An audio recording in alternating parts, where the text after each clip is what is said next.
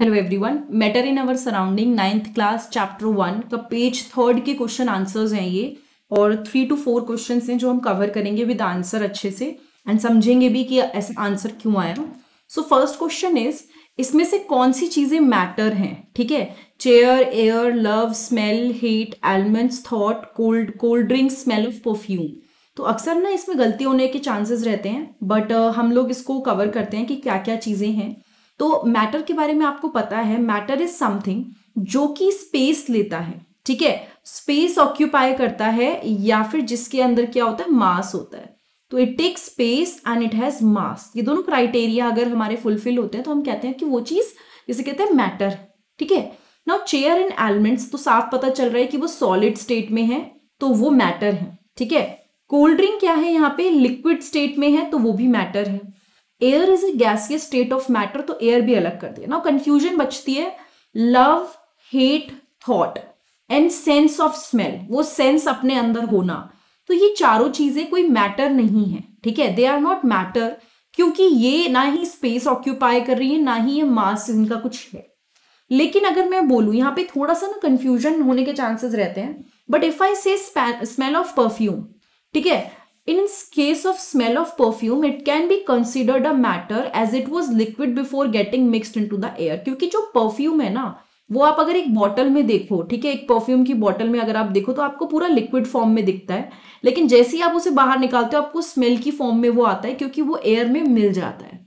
ठीक है, तो यस, जो स्मेल ऑफ परफ्यूम है, first it was in liquid form, जिसके अंदर जो स्पेस भी ऑक्यूपाई कर रहा था और मास भी ऑक्यूपाई कर रहा था, तो वो मैटर है। जैसे हमारा वाटर वेपर हो गया, हम उसको मैटर तो बोलेंगे ही ना, भले वो गैसियस स्टेट में हो। So this smell of perfume it can be considered a matter as it was liquid before getting mixed into the air and hence a matter.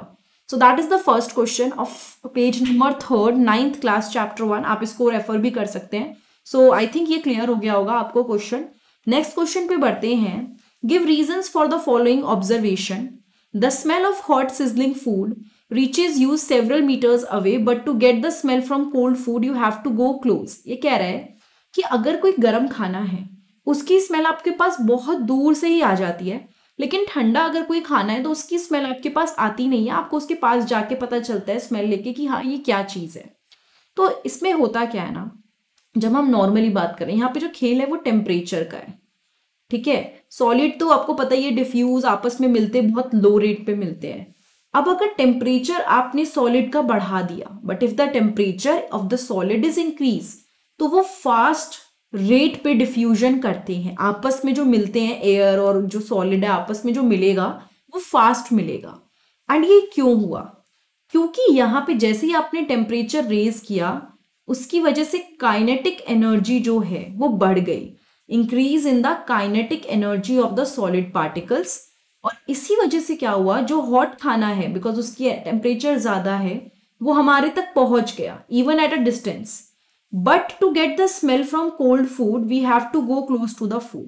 लेकिन अगर हमें स्मेल लेनी है ठंडे की, क्योंकि उसके अंदर तो कोई टेम्परेचर नहीं बढ़ा, तो कोई काइनेटिक एनर्जी नहीं बढ़ेगी, तो हमें उसके पास जाना पड़ेगा to take that smell. And that is why जो गर्म खाना है उसकी स्मेल दूर तक आ जाती है और ठंडे की नहीं आती। आई होप ये क्लियर हो गया और मेन कंसेप्ट ये दिमाग में रखना। नेक्स्ट क्वेश्चन पे आते हैं। A diver is able to cut through water in a swimming pool. यानी कि एक डाइवर जो है, सपोज वो पानी में डुबकी ले रहा है, ठीक है, तो उसने क्या करा, पानी में जाके वो पानी को कट थ्रू, मतलब वो उसके बीच में से निकल गया। राइट, तो कौन सी प्रॉपर्टी शो हो रही है? सबसे पहली बात तो ये पता चल रहा है कि ठीक है मैटर्स हैं, लेकिन क्या क्या चीजें मैटर के, एक तो अट्रैक्शन का भी पता चल रहा है कि they are attracted towards each other. दूसरी चीज, दे आर, जिसे कहना चाहिए they have gap between them. ठीक है, एक एबिलिटी जो डाइवर की है कि उसने कट कर लिया, that matter is made up of small particle, छोटे छोटे पार्टिकल से मिलके मैटर बना है।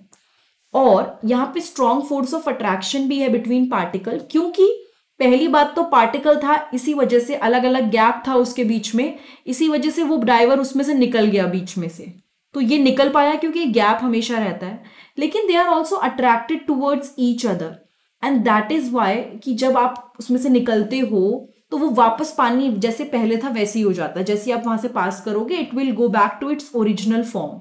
ये क्यों हो पाया? क्योंकि उसके बीच में फोर्स ऑफ अट्रैक्शन भी काफी ज्यादा था। ठीक है, which hold them together but the force is not strong enough to hold the particles of the liquid in fixed position. इतनी भी नहीं होती कि वो जहां पे था वहीं पे रह जाए. So gap भी होता है जो भी मैटर होता है उसके बीच में, and there is a force of attraction as well. So these are made up of matter. जो पानी है पूरा का पूरा मैटर है. दोनों प्रॉपर्टी शो हो रही है. ये थर्ड क्वेश्चन है पेज नंबर 3 का, और लास्ट क्वेश्चन ये वाला है.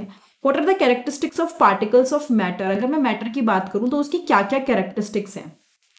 The characteristics of particles of matter are, particles of matter have spaces between them. इनके बीच में स्पेस होती है. ठीक है.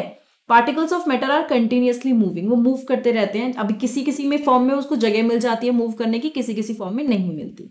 Particles of matter they attract each other. आपस में एक दूसरे को अट्रैक्ट करते हैं. और दे आर वेरी स्मॉल. बहुत छोटे छोटे होते हैं. ठीक है. स्पेस बिटवीन देम और अट्रैक्ट करते हैं. ये तो पिछले क्वेश्चन में ही हम लोगों ने क्लियर किया था. So these are the main characteristic या feature of the particles of matter. और इसी के साथ जो हमारा पेज 3 के क्वेश्चन आंसर है वो कवर हो गए हैं. और मोस्ट इंपॉर्टेंटली अगर आपको कोई भी चीज डिटेल में पढ़नी है, एक तो आप डिस्क्रिप्शन बॉक्स चेक कीजिएगा और प्लेलिस्ट जरूर चेक कीजिएगा. प्लेलिस्ट में आपको काफी सारी वीडियोज मिलेंगी जिसमें जैसे कहना चाहिए कि अगर आप उसको मतलब कोई भी आपको लगता है काम की वीडियो इस चैप्टर की, फिजिक्स की या केमिस्ट्री की, आपको काफी सारी वीडियो मिलेंगी विच यू कैन चेक. और सेम वे में आप बाकी क्लासेस की भी प्लेलिस्ट चेक कर सकते हैं और सब्जेक्ट्स की प्लेलिस्ट चेक कर सकते हैं. एंड बाकी I see you next time. Thank you so much.